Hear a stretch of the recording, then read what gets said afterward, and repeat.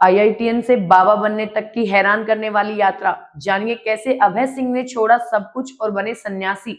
उत्तर प्रदेश के प्रयागराज में चल रहे महाकुंभ में एक ऐसा शख्स सुर्खियों में है जिसने अपनी जिंदगी का रुख अचानक बदल दिया। ये शख्स कोई और नहीं बल्कि आईआईटीएन बाबा अभय सिंह हैं।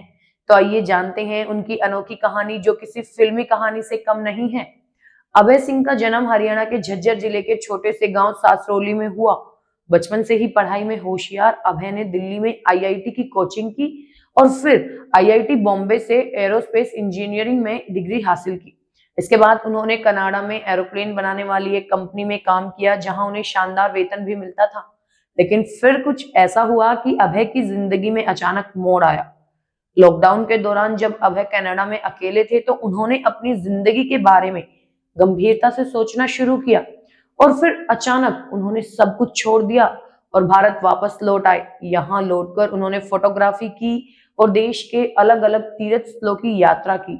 लेकिन एक दिन अभय ने अपने परिवार से संपर्क तोड़ दिया।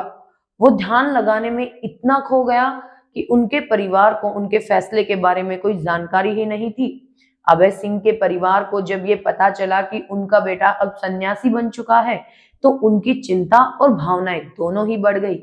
हालांकि अभय ने मीडिया से बातचीत में कहा था कि मैंने जो करना चाहा वो मेरे परिवार को पसंद नहीं आया।